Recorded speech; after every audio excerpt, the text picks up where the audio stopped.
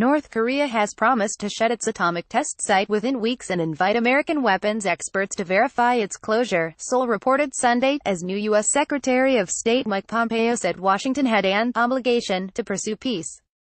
North Korean leader Kim Jong-un, who may meet U.S. President Donald Trump as early as next month, also said Pyongyang would have no need for nuclear weapons if it were promised it would not be invaded, according to Seoul. Friday's historic meeting saw Kim and South Korean President Moon Jae-in agree to pursue the complete denuclearization of the peninsula.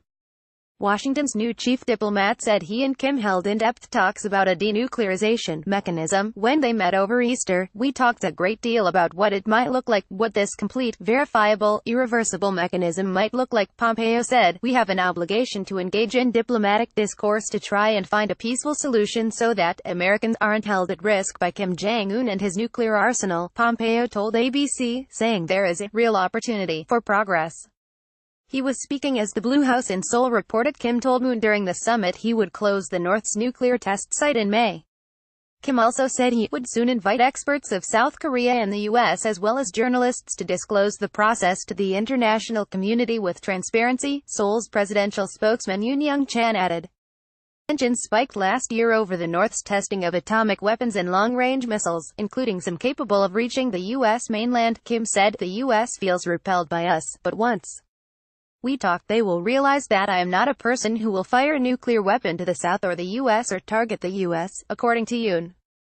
The North Korean leader reported added, "If we meet often with the U.S., build trust, end the war and eventually are promised no invasion, why would we live with the nuclear weapons?" Kim Jong-un and Moon Jae-in shake hands at the border between North and South Korea.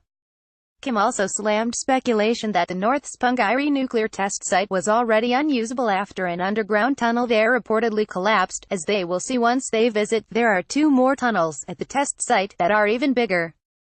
And they are in good condition, he was quoted as saying. Maximum pressure remarks are likely to be seen as a sweetener ahead of Trump's eagerly awaited summit with Kim, which the U.S. president said would take place in the next 3 or 4 weeks. Trump touted his ability to achieve a nuclear deal with the regime at a campaign-style rally in Michigan to cheers and chants of Nobel.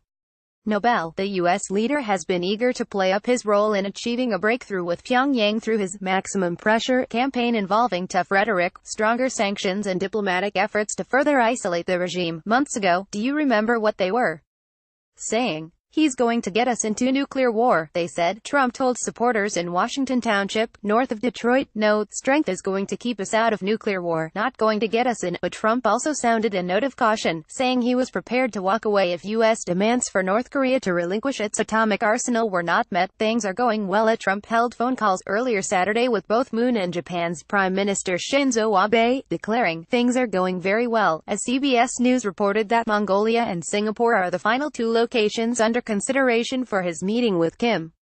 North Korean leader Kim Jong-un and South Korean President Moon Jae-in sign a joint statement at the border village of Panmunjom. Pyongyang has demanded as yet unspecified security guarantees to discuss its arsenal, but Kim could use the Trump meeting to agree on the range of nuclear weapons and facilities to be dismantled and specific time frame to do so, said Hong Min, an analyst at the Korea Institute for National Unification. But Kim's remark about his personal good intentions may be aimed at using Trump's troubling tendency to take authoritarian rulers at their word, said Adam Mount, a senior fellow at the Federation of American Scientists in Washington. Trump's new national security advisor, John Bolton, cited Libya's decision to give up its nuclear program as a model for North Korea. "We have very much in mind the Libya model from 2003-2004, Bolton told Fox News Sunday. Kim and Moon said at their summit that they had a common goal of realizing, through complete denuclearization, a nuclear-free Korean peninsula, but the phrase is a diplomatic euphemism open to interpretation on both sides.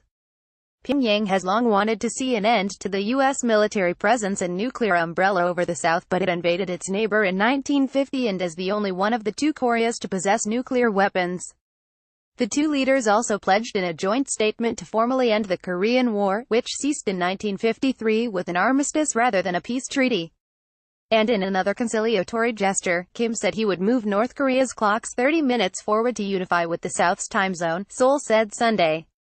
Pyongyang changed its standard time to half an hour behind the South in 2015. South Korean President Moon Jae-in and North Korean leader Kim Jong-un hold talks at the House of Peace in Panmunjom on Friday.